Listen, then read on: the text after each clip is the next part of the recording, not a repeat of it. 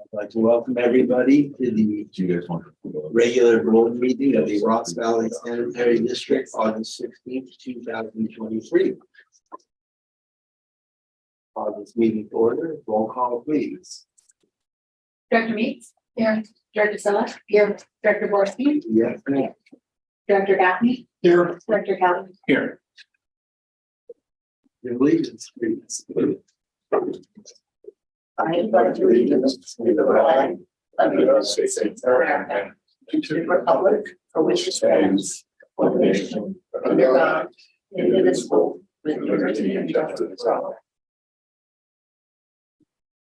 And first, we're gonna quickly adjourn to closed session.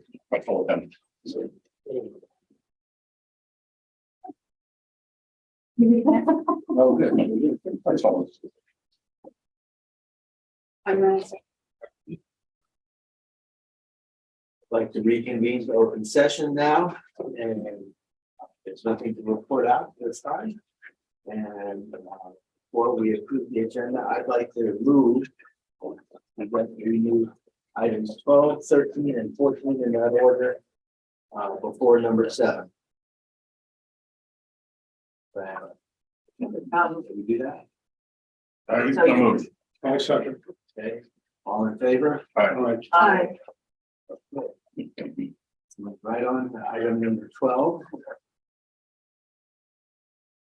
Is consideration of awarding and authorizing the general manager on review and approval of council to execute a construction contract with Precision Engineering Inc. for the Woodlands Capacity and Street Crossings Project number 956 in the amount not to exceed $1,926,665.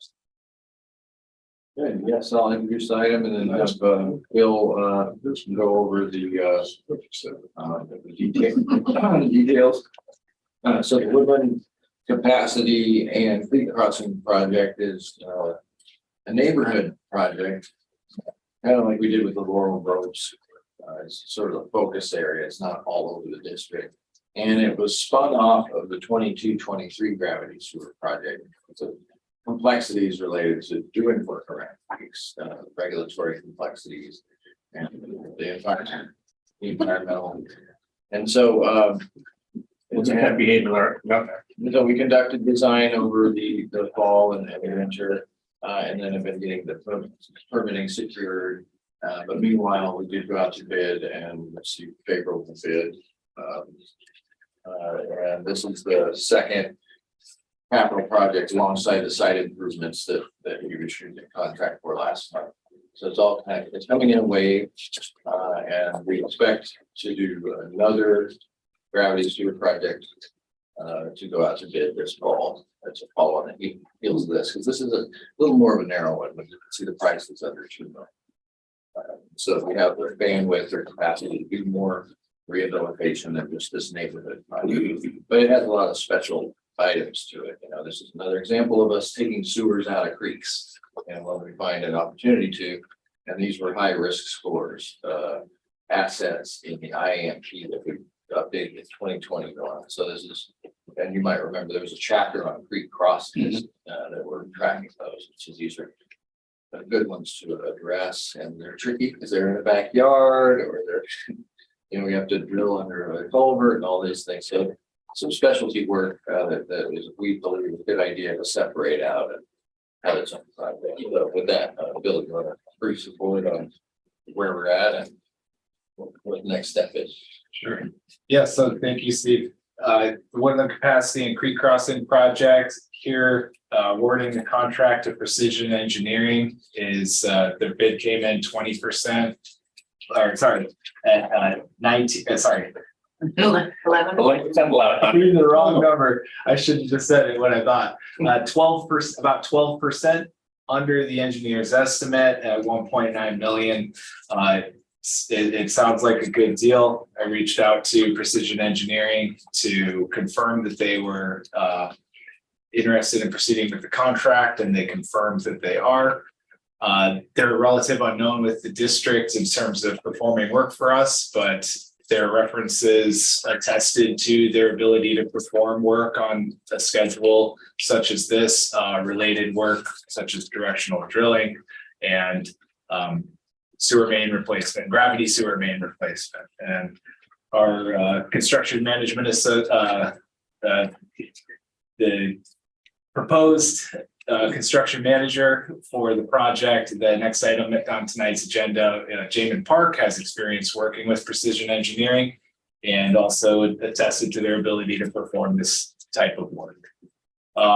As Steve described, this project is the confluence of several projects in the area. From the 22-23 gravity sewer improvements project, we had work on South Ridgewood in the previous fiscal year project. 2021 gravity project, we did work on Laurel Way, as well as Rancheria, which all feed into this lower section of the Kent Woodlands area.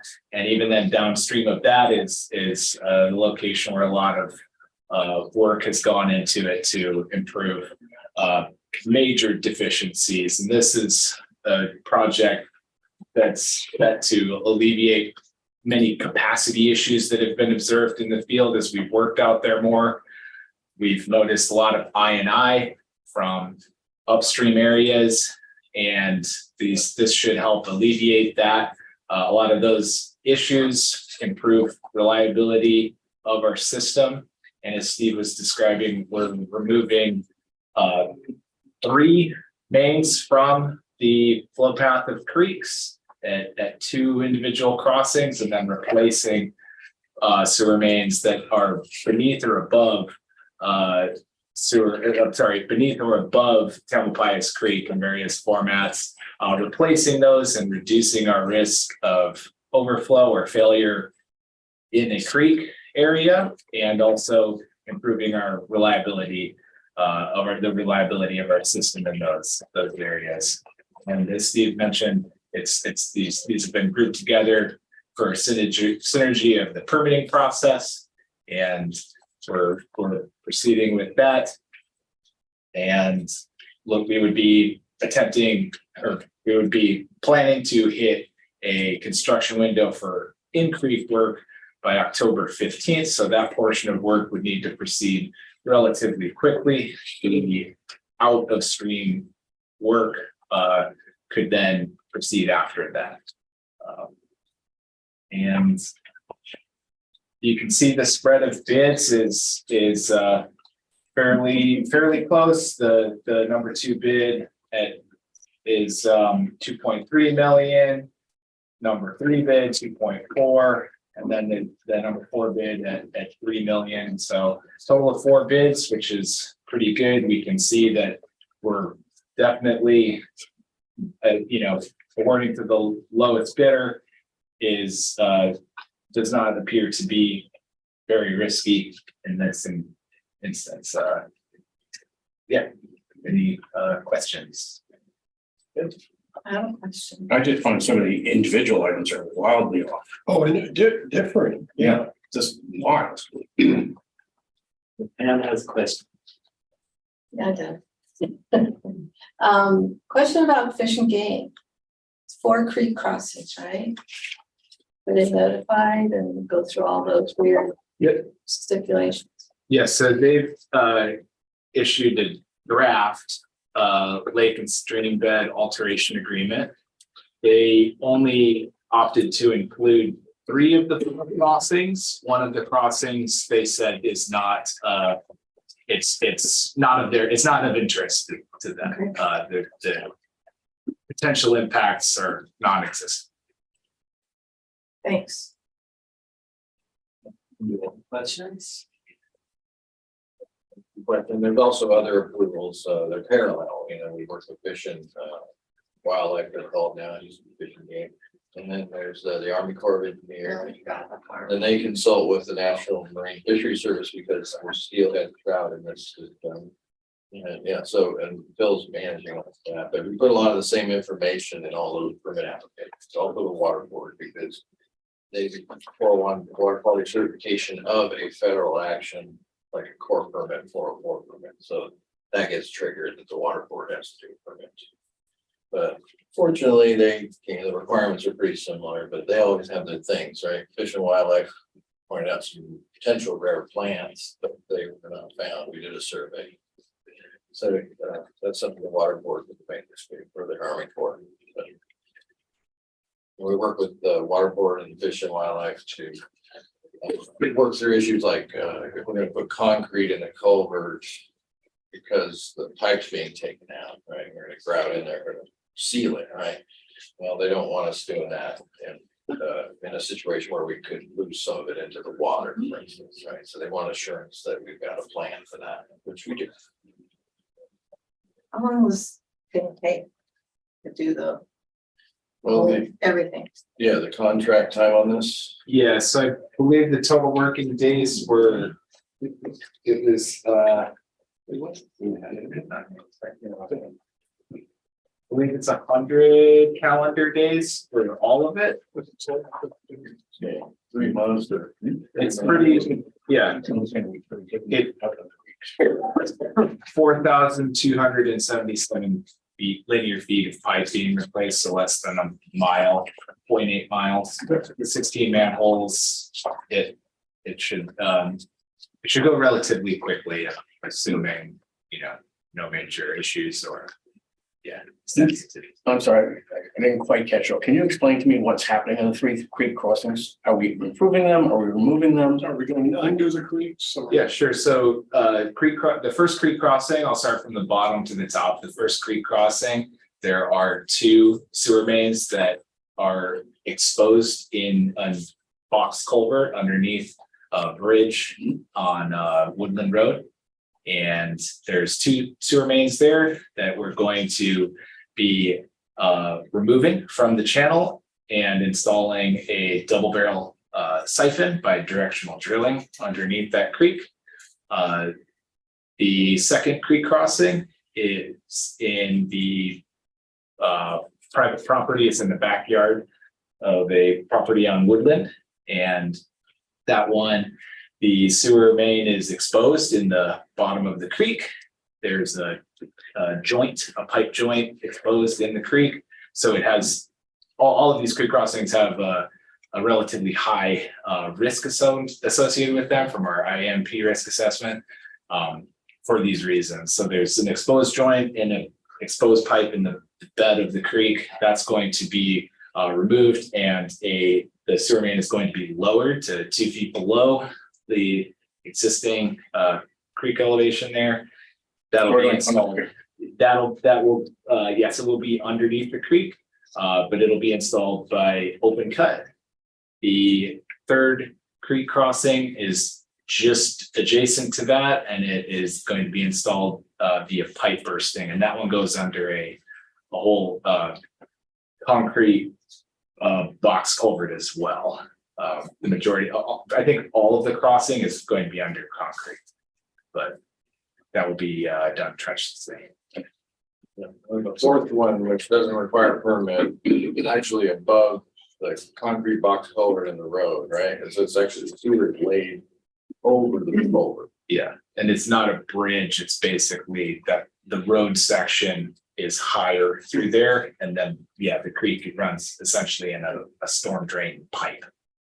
Several feet. It's a reinforced concrete pipe beneath our sewer main. I think it's 3 to 4 feet below where our pipe crosses it. So it was, yeah. That's interesting. It's examples of every type of creek crossing also. It is smorgasbord. Other questions from the board? And it's just change, I mean, this is just fundamentally old or design for how to deal with moving sewage relative to creeks. I mean, I wouldn't classify it as poor design at the time that it was Right, installed. right, I'm right. sure it was state of the art. The creek levels, may have been higher at that time. The base of them may have eroded Got and exposed their mains. And yeah, I think shifting attitudes about things too. Yeah. Yeah, no, I'm not casting aspersions. Yeah. But like we're getting better. Yeah, I think it's improving, but that's a great point Phil brings up, is these are dynamic systems, and so for all we know, that pipe was 3 feet below. You know, because it was laid 80 years ago, right? Yeah. It's 83-year-old sewer. And the joint might have been a repair. It looks like the original, it's a bell and spigot that are laid there, so Yeah, it didn't look like a repair, but. 80 years ago. Well, that's when that area was built up, right, in the 40s. There's nothing else? I pray for a motion. I move to award and authorize the general manager upon review and approval of council to execute a construction contract with Marin Engineering for the Woodlands Capacity and Creek Crossings project in the amount not to exceed $1,926,665. I'll second. Recommended. All in favor? Aye. Aye. Opposed? Unanimous. Let's move on to number 13. Consideration of approving and authorizing the general manager upon review and approval to execute a consultant services agreement for construction management services with Park Engineering for the Woodland Capacity and Creek Crossing projects. Number 956 in the amount not to exceed $288,800. Right, yes, good to have Jamie Park join us again, like we just saw him last month. Getting going on the site improvements, which I'll give you an update on my GM report. But Phil, why don't you go ahead and introduce this site? Sure. Connected with last time. Yep. So, the consultant services agreement before you tonight with Park Engineering, as Steve mentioned, no stranger to Park Engineering. We put out a RFP for this project, which is providing CM services for the Woodland Capacity and Creek Crossings project. Solicited all of the firms that provided us with proposals in our most recent RFP. We only received one proposal, which was from Park Engineering. The consensus that I received from reaching out to I got feedback from 2 of the firms, and the answer was the same, that their bandwidth was too limited to provide us with CM services at this point. That being said, we're glad to have Park's availability as their familiarity with this area. They were CM on the 2021 gravity sewer improvements project. So like I mentioned before, Laurel Way, Rancheria, and as well as the section coming up Woodland that ties directly into this area of work. Provided CM and inspection services. You can see some of the inspection staff listed there have direct experience working in that area. There are some I would say quirks about the area of Woodland Road that really do necessitate good experience in that area, and Park is a very it's provided a Are you great describing Kent Woodland Services as quirks? well, actually, no, I was in my mind, I was thinking of subsurface issues out there, but I you said it. No, they have great customer service tactics, and they're very good at addressing people's concerns when brought up by local residents. And they come up, just to support that, where we put the sewer clean out can be quite a discussion, different. And I think Jamie could probably count 9 or 10 in that 2021 project, and then of course I'm thinking of Laurel Grove too. But it's, each property is unique, and having experience in how to communicate with changes that we need to evaluate.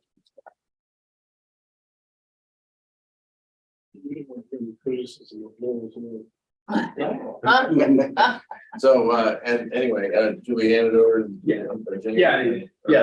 Sorry to interrupt you there. No, I don't have anything else to add. I'll turn it over to Damon. We've had excellent experience working with Park Engineering on multiple projects, so I'm thrilled to have gotten a proposal from Park Engineering and just turn it over to Jamin if you've got anything to add.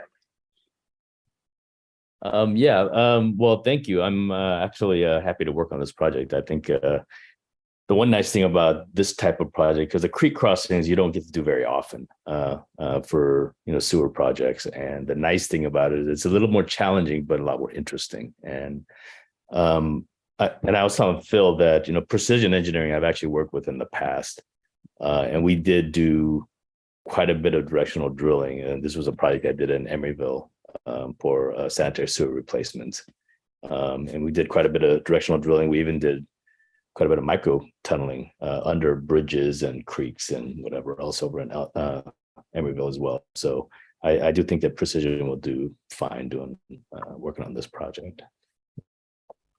So looking forward to working on the project.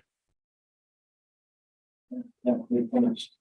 Any other questions or comments from the board? I was glad to hear that Jamin had worked with them before. Yeah. That made it easier to accept the low bid on somebody we weren't that familiar with. Yeah. So it sounds great. Your motion. I move we approve and authorize the general manager upon review and approval of council to execute a consultant services agreement for construction and good services with Park Engineering for the Woodland Capacity and Creek Crossings project number 956 in the amount not to exceed $288,800. Second. Seconded.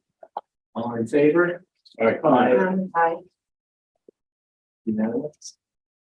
Item Thank you. Thank you. Thank you. Consideration of repealing and replacing ordinance 74 with a new ordinance 75, amending the framework with guidelines of the lateral replacement and program to include septic to sewer conversion. Yeah, thank you for doing this. This is an interesting project to work on. We got to connect with the Marin County folks a little bit, strengthen that communication in their septic program. Learned that they were glad to hear the board's interest in expanding financial assistance to include septic to sewer conversion. So the county staff are looking forward to hearing the outcome of this process. And just to introduce the topic or remind you, in last, I think it was June, board member Bangs and others brought up, the recurrence of septic system owners and coming to us and learning about what it would take to connect to the sewer system. And every site's unique and has its unique challenges, and it's never straightforward, or they probably would have been connected to sewer already, that kind of thing. But the pace of change, as we are reminded constantly, it's the turnaround. If somebody's selling their property, it's generational, and so these things will come up, and they're not inexpensive, to deal with. And yet there are definite public health and environmental benefits of converting septic to sewer. And in the long run, it's helpful to the property owner because this is something they don't have to actively manage at the same level, and it helps their property value and peace of mind and everything. So it's a win-win, except for the financial part sometimes for the near term. And so we have this vehicle we have that you set up in ordinance 70 and 74 to assist homeowners to meet the district's goal of reducing I&I by loaning at a low interest loan over a period of 10 years. Some additional assistance that's not necessarily paying for the whole thing, although it sometimes does for the lateral replacement. And you have, I think, 87 outstanding loans right now under that program. And so it's not a huge financial outlay, and that money gets paid back with them. And so it's a functioning system. And your discussion made us think, what if we just added these type of projects, septic to sewer conversions, as being qualified, and then set to work, and Phil drafted it ordinance changes, and then we went over them, refined it, and added the citation to the county regulation. This is the county regulation, not our regulation. It's the county regulation that requires homeowners within 400 feet of a sewer system to connect to it when there's whatever the transaction is. It's a trigger, maybe it's a housing remodeling, maybe it's a property sale, or maybe it's because their system is failing through, inspections. I'm not sure exactly how it gets triggered, but it does. And it's not from the building to the sewage, it's the closest property boundary to the sewer.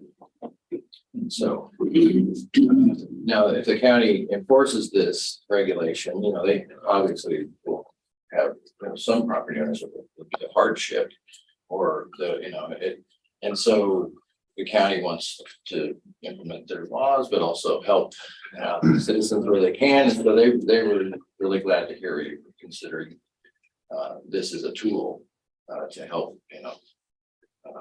facilitate these type of conversions. So you might recall last month I did a report. We're incomplete at this time, but we know there's 39 septic systems that are under permit to the county. The county believes there's 52 that should be under permit. And then our own independent review of parcels, we came up with 83 that are connected to the sewer and may have septic systems. So that's continues to be our numbers. So it's Or not it's a swamp, it's not that, what is it? or it's a swamp. Or it's a swamp, right? Yeah, very green property. But regardless, those numbers are not overwhelming. That's not a huge amount. There's other districts that would have a lot more than that. And you're saying that number are within the 400 feet of our, We haven't done that level of analysis. Okay. We haven't screened it to that level. I think many properties are not within 400 feet. And that's why they continued it. And so new septic systems do go into our district. People do rebuild them. Anyway, so I will be handing over to Phil for any, because I want you to let the board know about, what our interactions been in this area in the last couple of years. We've had people inquire, but you might remember you approved a refund of sewer service charges recently, I think June, and it sort of spurred on this discussion. And I think that individual would benefit from a financial assistance of this level, of this nature, and they're in the process now of getting the septic to sewer conversion underway. And so in the name of customer service and being responsive, staff, we thought this is our summer project. We're going to pull this together and have the board consider this expansion. And Andrea brought a good point. We really do need to have a nexus for the district, in our mission. And Phil can speak to this, but if there's a septic system that's failing, that's leaking, who are people going to call? They're going to call the district. And so we have had service calls before where we respond to septic systems. It's not really frequent, as we've heard, there's only a few of them, but there is an interest in the district to have these systems properly connected so that we're not expending staff time, not only in the field, but even in the office, helping people manage those systems, which, it's one of those things where you have a septic system and a property owner, it's your responsibility and it's work, right? And not everybody understands that. And so there's a district interest in having these systems resolved to be more self-maintained. So we spoke to that a bit in the staff. So anyway, I want to thank the board for considering this. We hope that this package looks responsive to the direction that you provided. And with that, Phil, I'd like you to maybe chime in, and even Paul, if you've got anything to add from a staff perspective. So, Phil, Yes, yeah, so as Steve mentioned, we've been in contact with multiple property owners that are, the situation is the same among the few recent ones that I've been in discussion with. They're typically steeper lots in unincorporated areas, parts of Fairfax. For example, you can imagine steep lots that are on existing septic systems. A lot of times they're just redwood box systems with, no leach field. There's very, they're very constrained. There's not a position, they're not in a position to install a new septic system with a proper leach field, and to properly permit something like that, you also need a reserve field as well. So you can imagine the amount of real estate needed, and those can't be beyond a certain slope because the septic system isn't going to function properly. So they're really left with no alternative but to consider some sort of advanced treatment option, if that's even feasible, essentially a mini wastewater treatment plant. Or figuring out a way to get to the public sewer main. These projects, every single one of them are complex in many ways. The first being physically, they are typically not in a topographically advantaged position to get to the sewer, which necessitates expensive methods of construction, either open cutting through a steep lot on a hillside with trees, difficult digging, or things like directional drilling. These projects, I would say that they typically would start at double or triple the normal cost of a lateral. So they're really looking at a significant expense to connect. And a lot of several of the folks that I've spoken to, they're living on fixed incomes. Financing this is a major hurdle for them. So I think that providing these loans to the septic systems that are looking to convert to sewer, it demonstrates our commitment to environmental considerations, as well as providing that service to our community, that they're in our district boundary. We should, it demonstrates our commitment to everybody. yeah, well stated. And I forgot to mention that, yes, we propose to double the amount of maximum loan for septic to sewer conversions compared to lateral grants. So on the last go round, we modified the ordinance to increase the loan amount to 25,000 francs for lateral. Goes in these modifications, keep that at 25 for lateral loan, make $50,000 available for septic to sewer. Well, it isn't really, since it's a loan, we're getting repaid with interest, so. It is our job. And we're getting a new customer. We're getting a customer at $1,000. I was thinking maybe some of them, why didn't we put a grant in here as well, 2,500, especially in, a lot of them have paid property taxes to us. And they're benefiting from that because their neighbors aren't on septic tanks, because if everybody was on a septic tank, it'd be a mess around here. So How would they pay property taxes to us? pardon me? How would they pay property taxes to us? If they're in our district, they pay property taxes. Because we get a ad valorem, so. Yeah. Oh, okay. So everybody pays next to the Just- county. Okay, Yeah, so I think that we could think about that in the future. I really support this, and I don't want to delay that. But we can. think Yeah, I about- agree, and I want to do public education about it too. And yeah, get people to take us up on it. well, we'll only have to reach out to 83 people. So I think the latter would do. That we know of. We think that's the max. Because I mean, as I began to hear about the redwood box, I don't even want to know how an out of date septic system works, do I? It just rolls. Not very well. Yeah. Probably underground. Well, and then, and Stinson Beaches, Stinson Beach homeowners are on septic, at least some of them, right? The Yeah. ones up the hill from Yeah. the market. Well, a lot of, all those CAIs, and in fact, they have what's called the septic tank maintenance district, where the district maintains the Oh, septic I tank. feel better about that. It still isn't good, you know. Yeah. But anyway, other comments, as much as I'd like to put a $2,500 grant on this as well. Because what if But they could somebody, get if they put together a system, they could get a lateral grant, right? Um, Out. we have there's a different ordinance for the grants. We could, yeah, I mean, we could revisit that we one could think about it soon. I mean, yeah. We need to create a nexus though.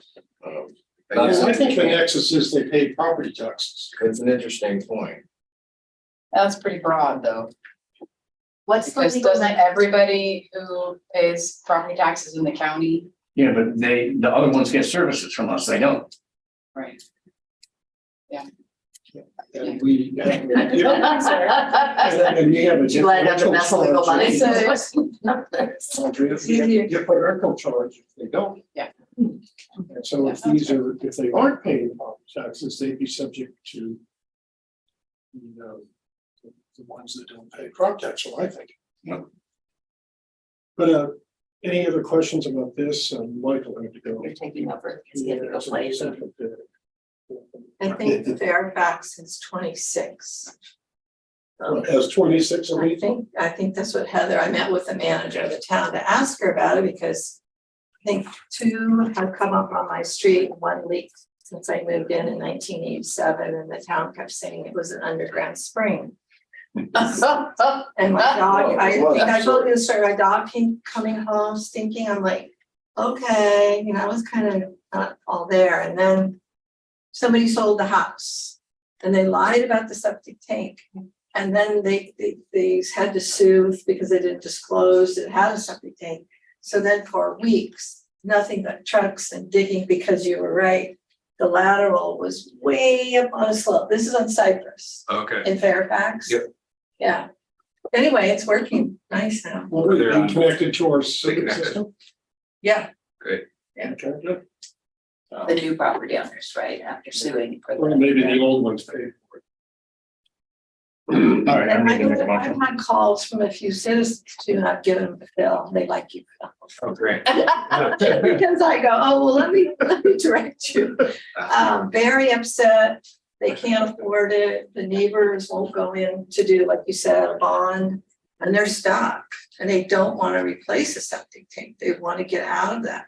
So, Oh, that's great. Will the 50,000 cover a lot of situations? I think yeah. they would be well on their way at that point. I mean, 50,000, you should be okay.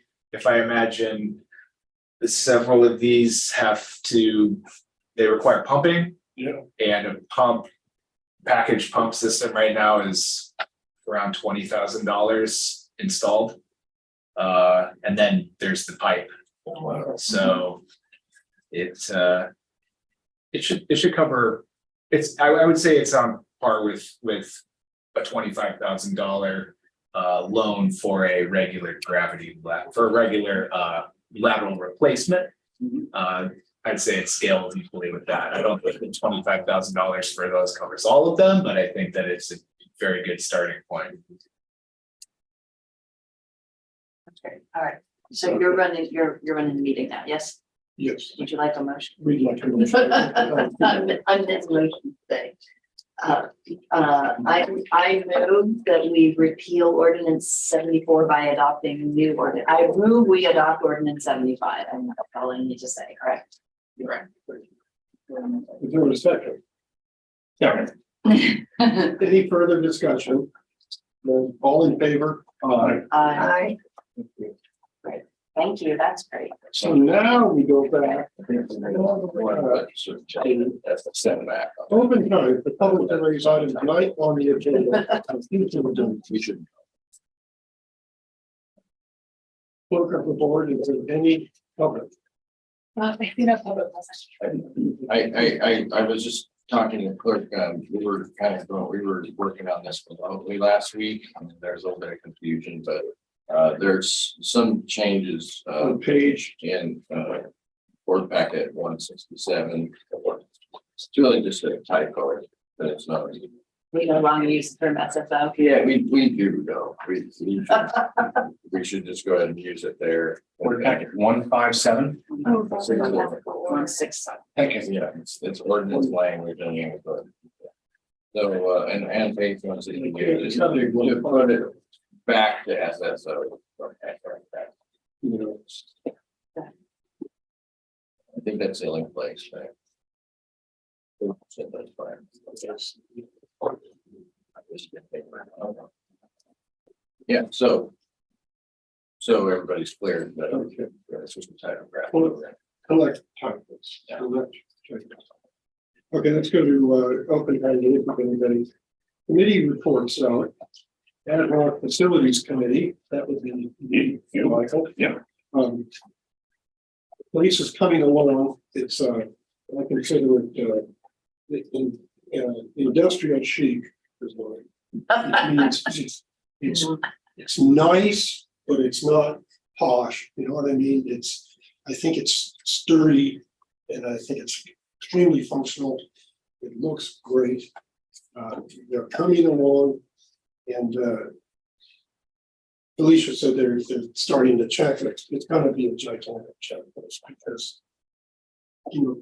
door knobs and stops and everything you can think of, but really taking shape, and not too many offices added. When you think about it, it's mostly the existing offices. I think it's a very unique building, and we're going to have it for a lot of years, and I think we've done a good job of getting sturdy. It's a solid building. So anyway, hopefully somebody said maybe October we might. Actually, yeah, it's I'll report on that later. Okay.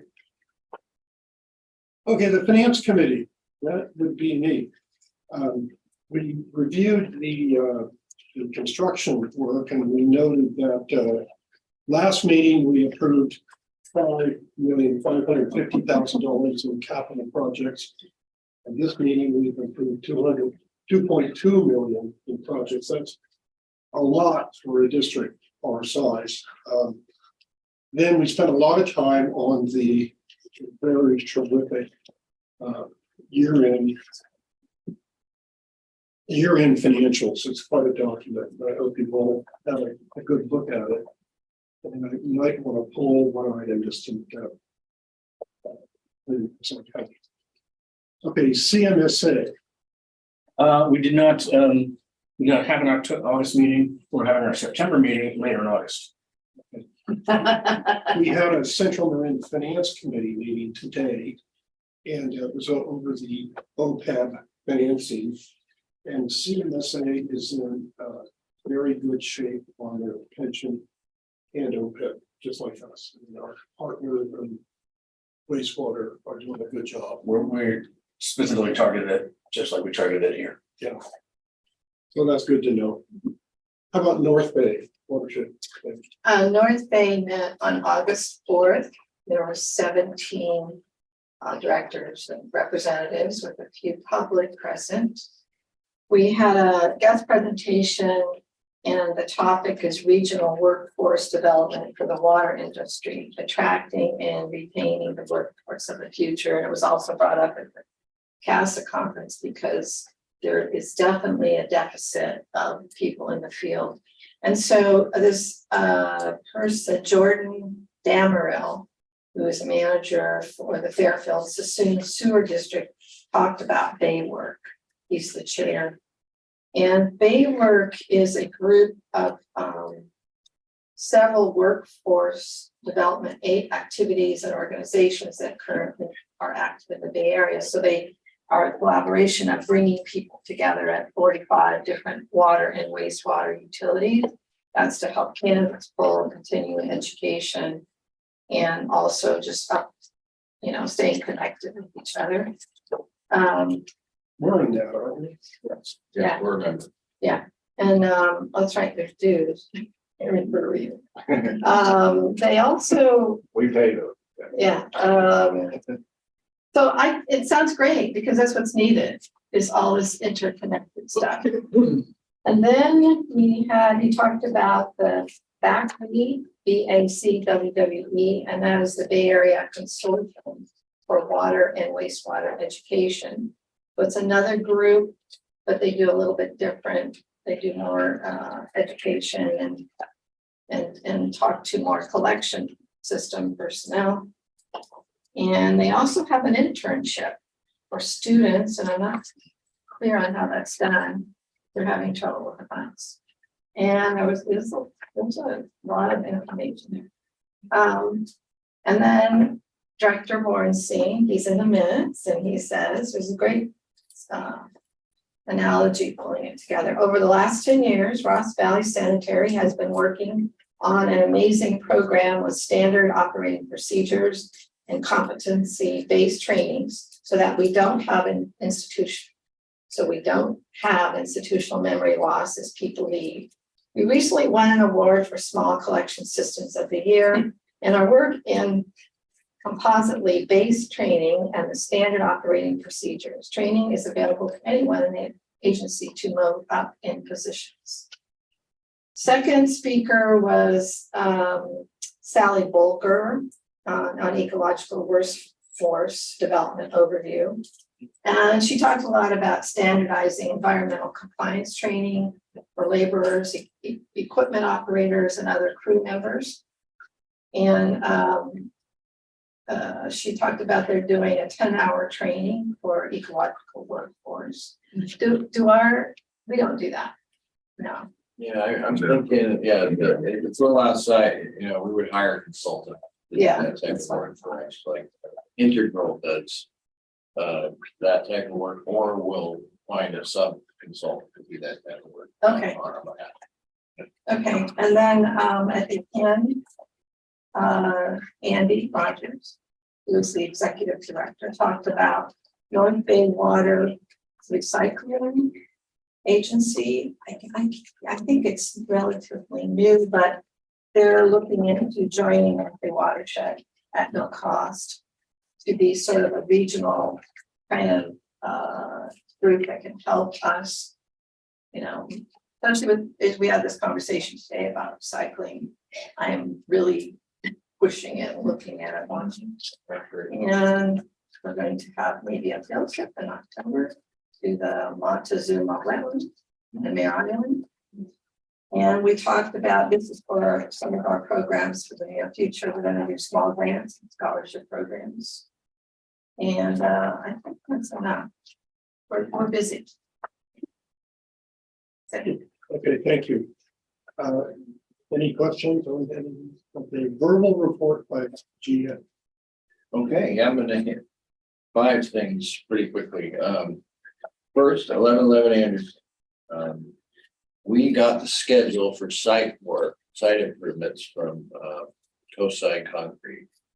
And they are moving up the site work, the paving and the security fencing and all that stuff. So we now have confidence that Brett Susan meets the schedule that she's known to do. Has done it for us in the past. That we are now planning a firm date of Monday, October 2nd. That is when our address will be 1111 Anderson. It'll no longer be 29. So now there's little things, like the dais is still being built. There was a delay on that.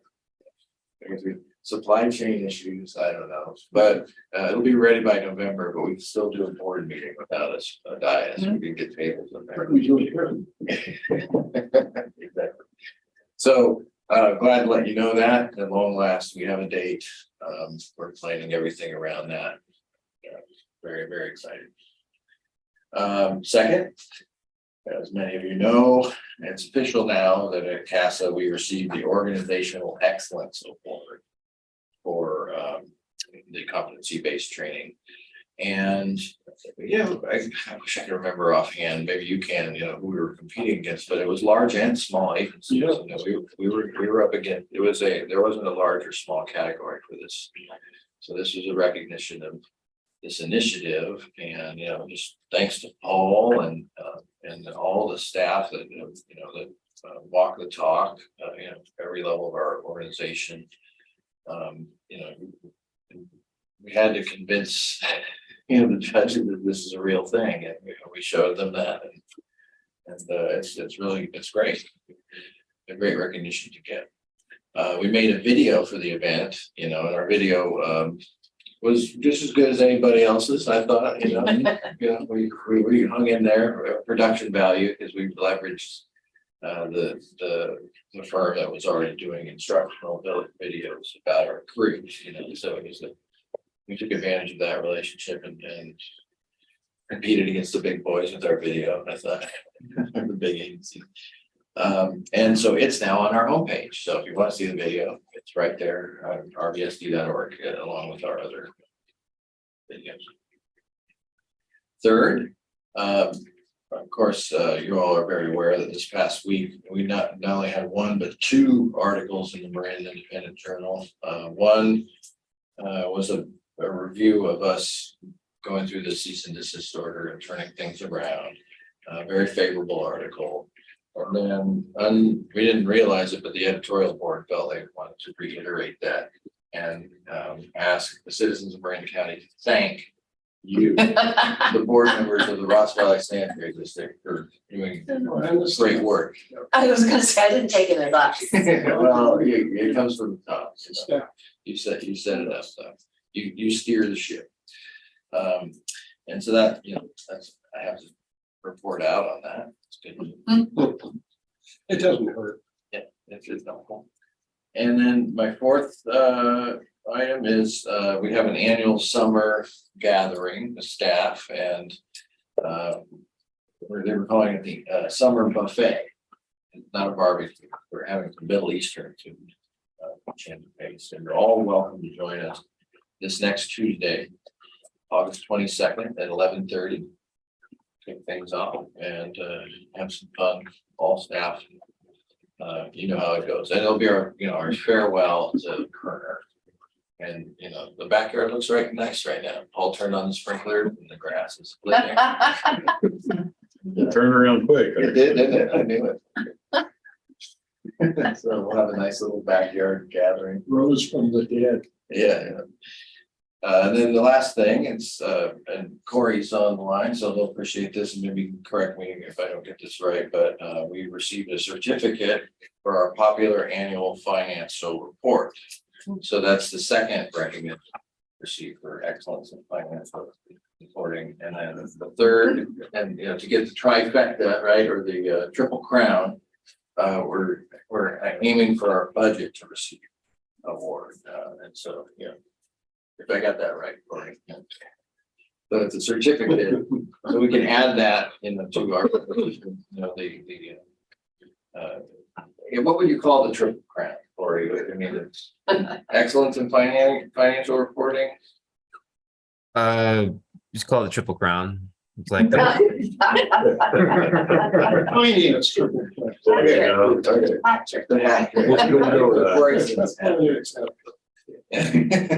Very good. Well, yeah, so congratulations, Corey, on doing that, and leading that. And with that, that's all I have from the PM this month. I'm sure there's more, but I'll go ahead and come up with. Ken, verbal report by board members. I think board member Megan may have a question. Oh, sorry. I want to add a positive statement Oh. from a council member in Fairfax, because I spoke at open time about our award. You got to toot your horn kind of thing. Sure. This is from Lisa Blash. She says, thanks for calling in to the last town council meeting with the good news about RVSD. I now see it on the front of the IJ. I was impressed with the thoughtful discussion and budgetary issues that I observed in the 2 RVSD meetings I attended some time ago. Thanks for your years of service and for helping turn the situation around in a great success. Best, Lisa Blash. Nice. Lovely, thank you. And be sure these will. Here's back. That's a good idea to go to town, you know. I think Yeah. we should go to our town and you go to San Anselmo and Marshall too. Good count. Okay, verbal reports by board members or requests for future items, only. One quick thing, and I mentioned this at the beginning, I was speaking to Dick Spotswood about something else, and he said, let's think about RVSA. I'm having a coffee with him on Monday, I'm going to Hatteras. Oh, good, okay. We're making column now. We got the editorial, we got the article, and the column. It is public. That is lovely. Remind him of the times when we were Oh, he knows. litigating against this. He's one of those who, it's so important because he did the article about the cigars and all the liquor bills. Which was given by, yeah. True. Well, that's the one that also did the article on Richards. Yeah. Not getting. Yep. Almost like he did that. Mhm. Any comments down You know, maybe I should talk to you off here, but it would be nice not to see his name in the article. What? Oh, yeah. Like not see Brett his Richards' name name. in the article, there? With me or, please. you have anything? Well, okay, I do, I'd like to talk, this CASA, maybe, Oh, yeah. is the Ross Valley Sanitary District. Love-in CASA. Something like that, I don't know.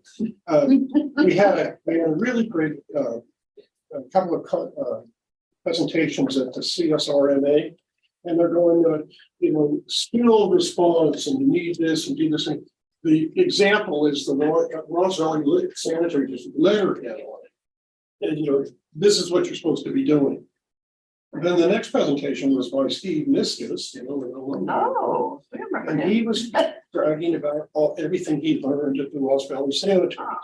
So that went on. Then we had what should staff do if there's a sewer backup? And they showed another one where things with a letterhead on it.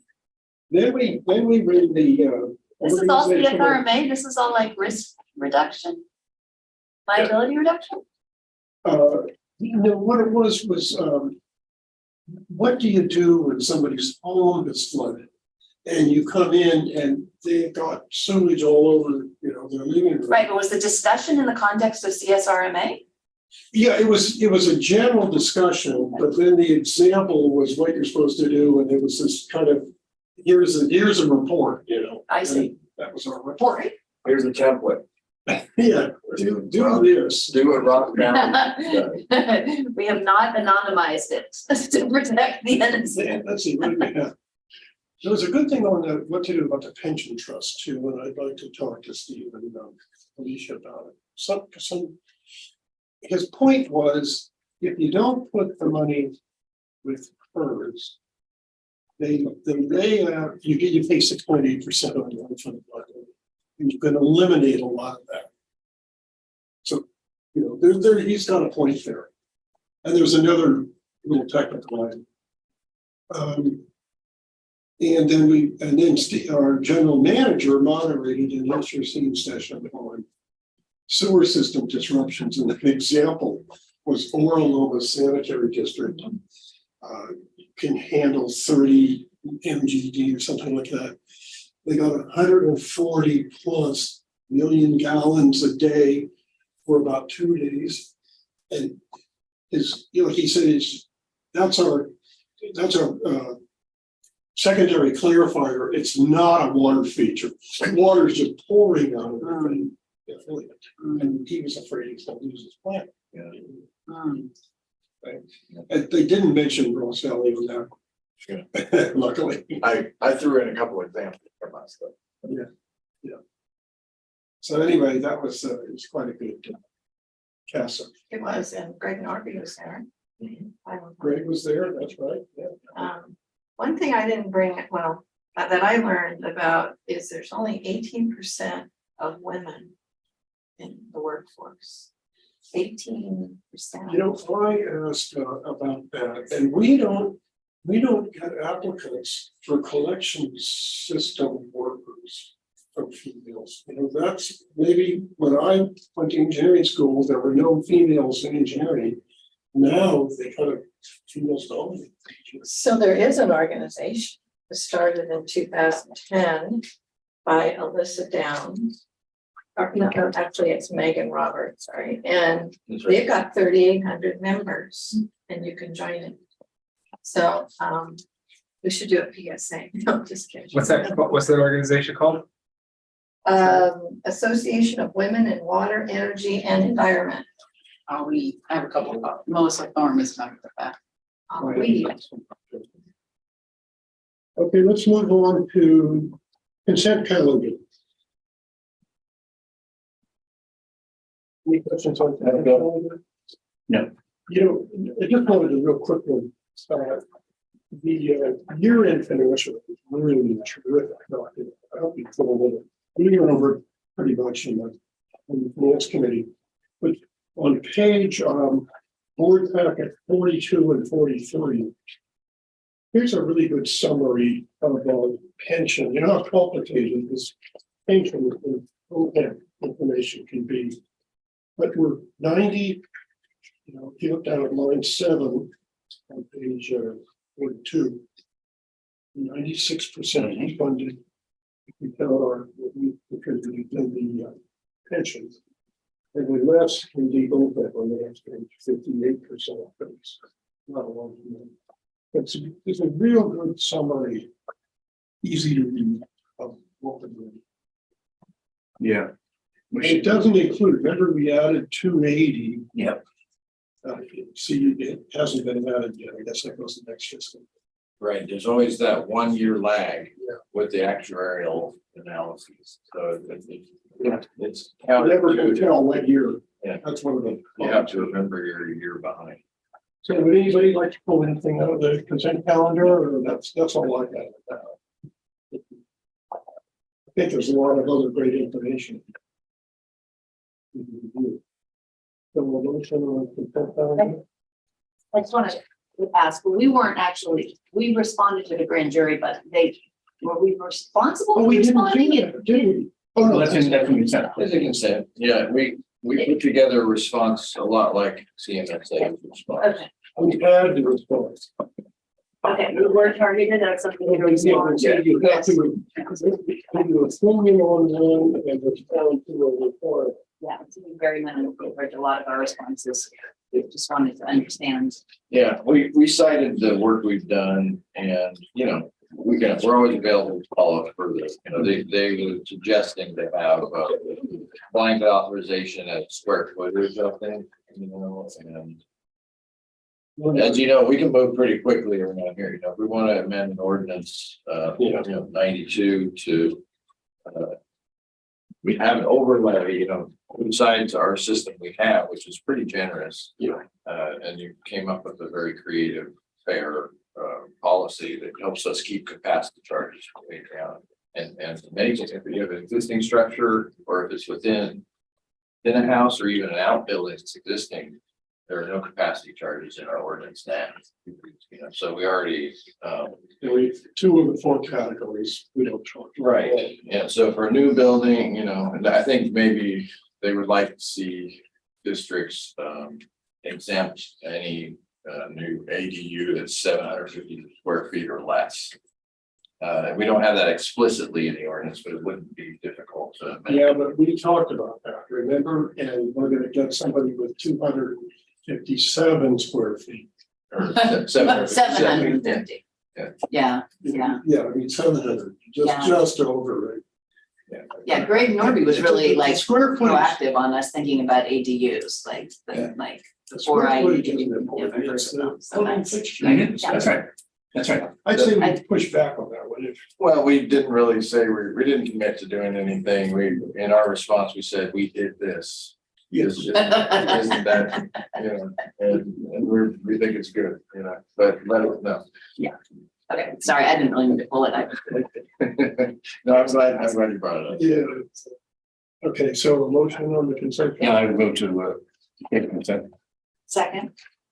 No further discussion, all in favor? Aye. Okay, let's do 15. Yeah, this is the manager's report. We got some new things in here. But, you know, thanks again, Paul, for doing this together. And we added, pump station flow metrics, and we added, manhole observations, for the packet 192. And, we added, we got the fast flow briefing last year. We had another thing, dye testing, and relating to our lateral, portion, initiative, that you've been briefed on. We want to make that a metric that we're tracking. Tracking the corrections of defect. So I wanted to bring that to your attention, so I'm talking, read it, and you can go back on those. Yeah, of course. Oh, and we had no SSOs. I saw that. I thought first of all, yeah, no, that's the first thing I look for. Hopefully we keep it going that way. We have 0 so far this fiscal year. Like Steve said, we're really trying to pin down and track our staff hours. So creating new metrics like this, like the dye testing, is really important to tracking where our resources are going. You know, before we started this lateral enforcement, staff were typically dedicated to CCTV. If they saw something, they'd mark it down and drive on by, go to the next line, next pipe. But staff are now stopping. They're stopping, they're communicating with homeowners, they're taking the time to dye test, locate the laterals, get a footage so we can add that back onto our mapping system for service calls. So now with this dye testing information, if we ever go back out to one of these houses that we've dye tested, we can say, oh, okay, well, it's not that house, or your lateral's having a problem. Well, we can tell you, oh, you're 250 feet down from that manhole. That's where you connect. For future home sales or work on their laterals. Yeah. But again, the majority of it is to track staff time, make sure, you know, because footage may drop off some months because we're spending time communicating with homeowners and whatnot, and dye testing, and, you know, trying to correct our system. Yeah, and that's okay, because, you know, there was an accelerated pace of CCTV that was tied to the cease and desist order. You know, it's a prescriptive requirement that we've now run through and are slowing down. We really have assessed the whole system. Yeah, I believe we're going into the 12-year pipes right now, which are larger, non-problematic pipes. So like Steve said, the CCTV crew really pushed through a lot of work with the cease and desist and done a lot of product. Done a really good job. Yeah, so those metrics won't be as high. Yeah. That's not really a performance issue. Yeah. But we want to take credit for their work in the dye, you know, that's just an example. Yeah, CCTV down, but we're doing this dye testing. It's meaningful work because it addresses, you know, accidents waiting to happen. Yeah. And I've talked to Steve about that in the past too, is, you know, you can have good footage or you can have great footage. Some districts, they just run through their pipes to get however many feet they need for their metrics and want to keep up on their footage, but we want meaningful footage that's really taking into account what's going on in the system and whatnot, and making sure that we're really correctly identifying these defects and making sure we're doing what we can to correct them. Under operations, staff received traffic control training. When school's coming back in, we're gonna have a lot more people on the road. So basic traffic control training, not only to keep our staff safe, but the other people on the road, make sure we're doing our lane closures properly, and, you know, follow up on all that and give a good refresher to staff. The pump crew, after the last board meeting, you guys approval for the pump station 15 pump rehabilitation. Pump station 15's pump 3 has already been removed and is expected to be back on 8/24. Hopefully be back in service, and we'll start the secondary rehab. They did find, so they did find some bearing issues, so it's good news that we got in there early, and we didn't have to do too much machine work, so it was a quicker turnaround instead of running it to fail. So it was really beneficial to get that out of there and get the bearings replaced on it. That was the worst one, right? Yes. Yeah. Line maintenance, we're working over off of Calumet on San Anselmo. There's large paving. I'm sure you guys have seen all the work that's been going on there in the last couple months.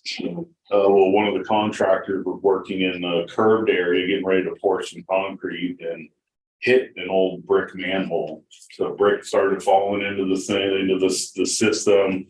The pipe started, the thing started collapsing in on it. So we get kind of a quick emergency call from Phil. Hey guys, drop what we're doing.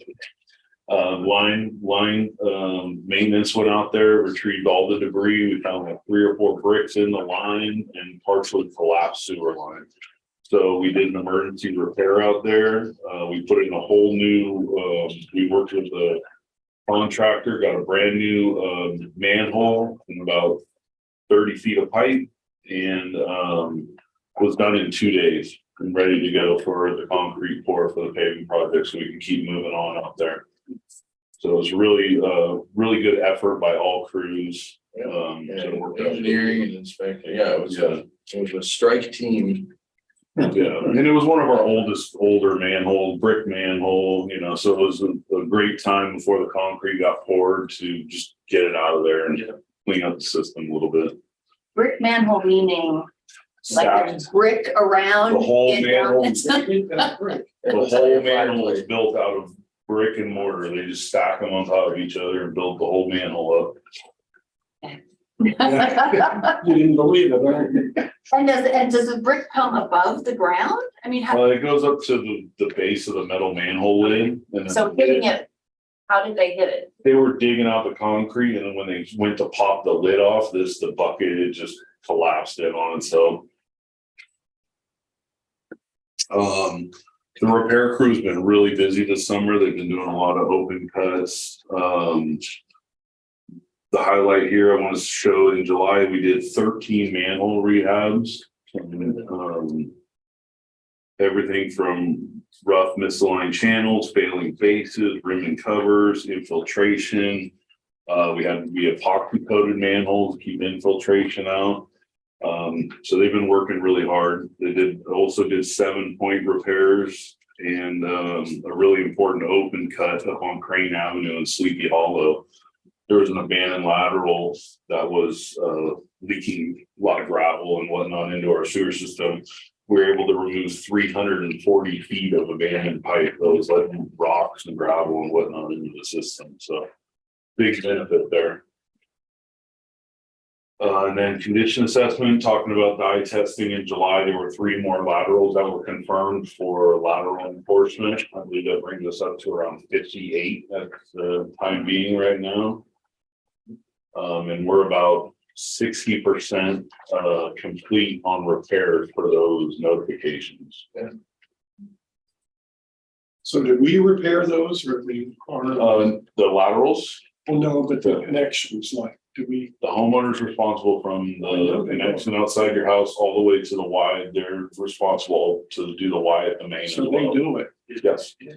We offer the grant program and the loan and whatnot to help assist with it. As you know, so a lot of the older laterals that are failing are people that have been in their homes a long time. The home sales, they bang them out, they replace them, but a lot of people have been in their home for 30 years or whatnot, a lot of roots and cracked old clay. So the grant program has really been a help, and we've really been trying to push it and make sure people have those resources available. Yeah, we made it official that, how we have a $1,500 grant standard, but we offer $2,500 and the paving projects coming through. That extra incentive, get it done now, get your certificate, we'll give you the extra $1,000. We also do it in the high I basins, which are defined on the website. So we've added the lateral enforcement program into the 2,500 grant bucket. Just to give a little more reprieve, because we are showing up and letting them know that they're having failing system and it needs to get done, and we're trying to be as helpful as we can. We also know that this is a real district benefit on the I&I reduction and SSO risk. So it's very direct. It's like a direct benefit for us. Yeah. I had a back truck park in front of my house today. I could hear this, it's just really noisy. Were they teasing you out there? Or? Well, I looked out the window, I'm like, Were you causing is a this problem? really the RVSD out there? And they were doing rotting. So Stephen and I went down there, we got to learn what rotting was. Nice. And never get too close, because when you smell that smell, you cannot. But no, they were great, they were really great, Good. got to learn. Nothing's been rotting, I'm glad to hear that. and then they went way up the street, and then they showed the trap thing, what is it, like a net? And all the tree roots stuck to it, yeah, so anyway, it was interesting. Good. I'm glad you got to see it in action. Yeah, we don't do a lot of rotting. No, heavy root lines and that kind of Up stuff, there, you or really steep yeah. because the cable can actually. Rotting's tough on the sewers, isn't Yeah, it is tough. But if you just gotta balance it, it's speed and how fast you're spinning and, you just gotta be delicate, you gotta have a soft touch. The soft touch. Anyway, that truck Sanitary is, store that industry. Vector truck is really pretty, I have to say, it is like, They keep it looking good. Yeah. it's really unattractive. it? That's kind of. Well, with that, your, Bias, it's any really pretty. questions on any metrics for you guys? Excellent, excellent. That's great. Well, thank you for your time. Thank you. We didn't have a metric. We That is true. didn't have a That's metric. when we started building it. Now we got one better one. Yep. We ought to enter that in the. Next year. Next year, yeah. Yeah, we gotta get 2024 lined up. Yeah. You need more awards. And then, okay, meeting adjourned. Well, actually, thanks for the next meeting, so I think I. The next meeting is gonna be September 20th. 5 p.m. Probably here.